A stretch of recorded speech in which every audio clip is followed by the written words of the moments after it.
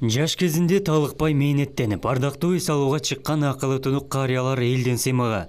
Аны менен катар үлгүлүү үй бүлө куруп, балдарды туура тарбиялап эл кызматына койгон Эркебай Бакиров. Кыргызда жаш улгайып калган аксакал карыяларды урматтап кеп кеңешин угуп сыйлап келген. Дал ушул мүнөздөргө ээ болгон Эркебай аксакал жашында көптөгөн жооптуу жана түйшүктүү кызматтарды аркалаган.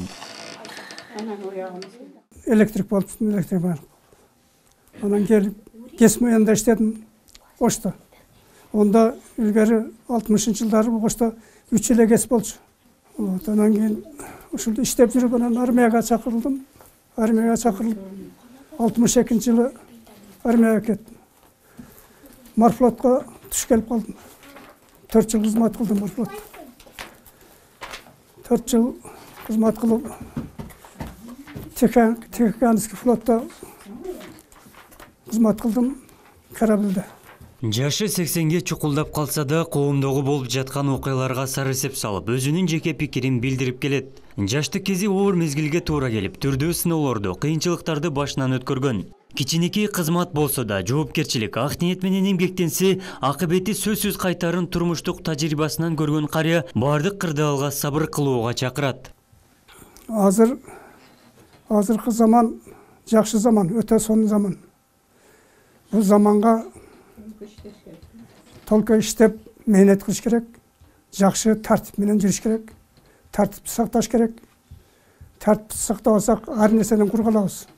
Ар нерсенин турмуш акыбалга карап, каниет кылышыбыз керек. Өзүбүздү кармашыбыз керек. Кандай кыйынчылык болбосун, өзүбүздү кармашыбыз керек.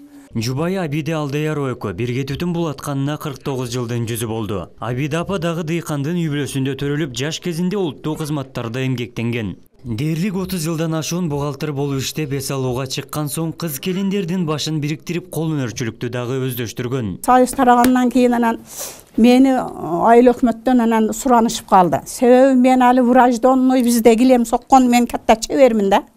Ус чебер. Анан мен ону билип калып, анан кийин айыл өкмөттөн неме кылып калды. Эже ушундай экенсиз. Мананда кыз келиндер кыйналып атат. 6-8ден балалуу келиндер үйдө отуруп калды. Бир шыйпаңды сырдап, актап алып, анан 20 келин кызга үргөттүм. Бунда биз өтө чоң ийгиликтерге жетиштик да. Үлгүлүү өмүр сүргөн жубайлар 3 кыз 2 уулду тарбиялаган. Учурда 15 небереси бар. Тон уулунун колунда неберелердин сабагын текшерип, онлайн окууну жакшы жагына айтып отурат. Жубайлар бактылуу каарылыктын доорун сүрүп, төрдүн көркү болууда. Берип аткан сабагы да жакшы.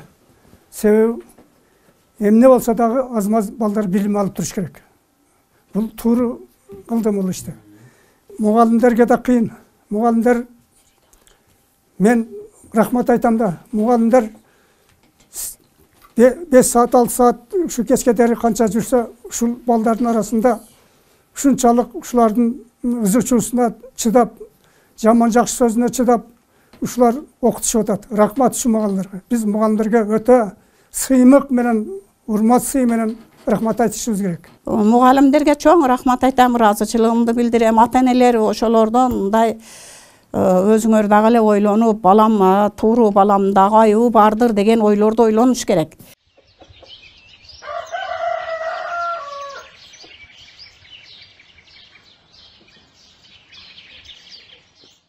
Дыйканчылыкка көп көңүл бургандыктан үйдө тыным жок. Эркинбай аксакал жубайы экөө күндө бак аралап, мөмө алып жаткан дарактарды бутап турат. Адам канчалык эмгектенип аракеттенсе, ийгилик өзү келе турганын баса белгилейт. Жубайлар бири-бирин түшүнүү менен бирге кандай кырдаал болбосун сабырдуулук менен жеңип келет.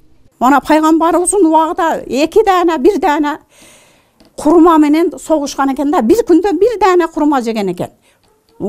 Адам сабыр канат кылыш керек.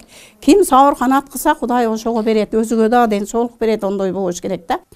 Азыркы замандын тартибин кармап, карантиндин тартибин кармап, жакшы жүрүп үйдөн чыкпай, жакшы дарыланып, үйдө отуруп, бала чакабызды үйдө кармап, сабагына көңүл буруп, мына онлайн режимде сабак берип атат, ошолорду үйрөткөнчө ушул жерде өзүбүздү кармап отурсак, тез эле биз да мына ушул вирусту да жеңип кетишибиз мүмкүн.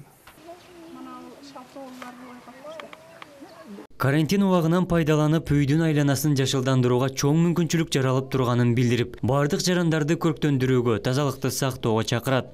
Ушул мүмкүнчүлүктөн пайдаланып, эшигелигибизди жакшы карап, гүлдөрдү эгип, кандай жерлер болсо да кичине жерлерди иштетип, аракет кылып, ушуларды эгип алсак, анан көчөгөйлөрдү жакшы карасак, тазалыкта кармасак, ушу кыргыз элине ушуну айтып кетет элем. Ушу көчөгөйлөрдү ушундай бир мусурларды таштабай жакшы карасак деген максатым ушул.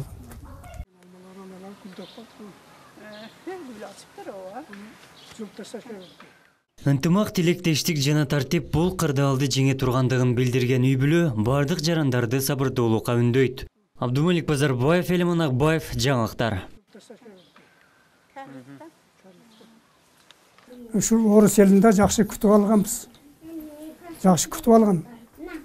Ошол кече жакында эле ушул мен окуп жүргөндө бир немис бала бар эле, бирге окуганбыз, Гидеон деп фамилиясы.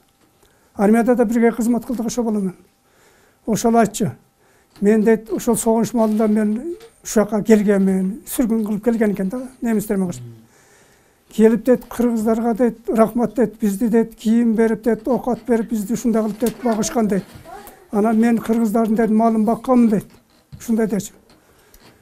Кыргыздардын малын багып ушинтип жашаганбыз дейт.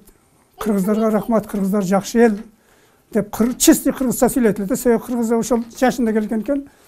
Кыргызча сүйлөп, кыргызча жашап үйрөнүп калган экен. Ошол бирге кызмат кылдык Карабалда ошол ала менен да.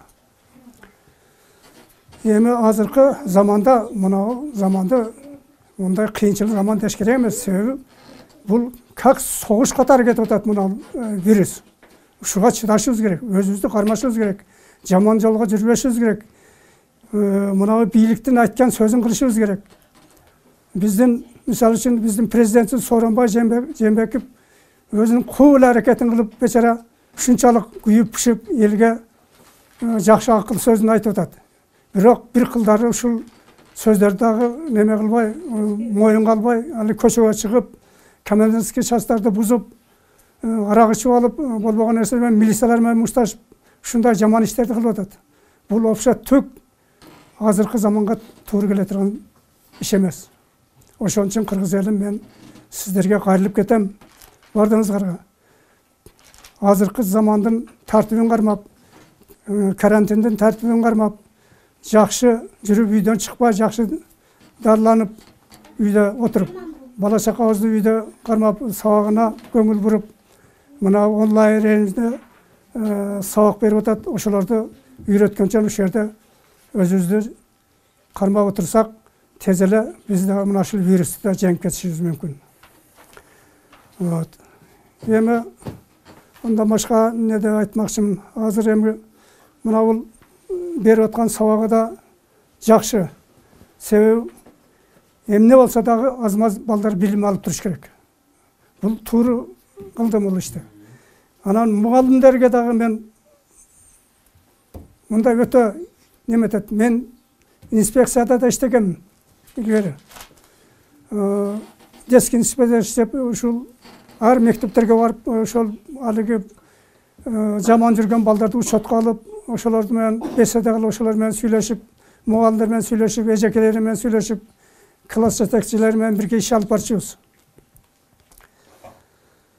Эми мугалимдерге да кыйын. Мугалимдер, мен рахмат айтам да, мугалимдер 5 саат, 6 саат ушу кечке дери канча жүрсө, ушул балдардын арасында ушунчалык ушулардын ызычуусуна чыдап, жаман жакшы сөзүнө чыдап, ушулар окутушуп атат. Рахмат ушул мугалимдерге. Биз мугалимдерге өтө сыймык менен, урмат сый менен рахмат айтышыбыз керек. Бул мугалимдерге дагы мен азыр көп ата-энелерге да балдарды мындай уруп коет экен, тиги бу деп баланын үстүнө түшүп эле үйүндө эркестирип алып баланы. Анан мектепке барган бала баягы үйүндө ата-энесинин кылган эркелеткен адатын кылат да. Ошол жерде ошондой болсо, ошонун арасынан эми сабакта тим отуруп болсо, же бир башка сөздөрдөн мугалимге баш бербесе, мугалим эми урбайт.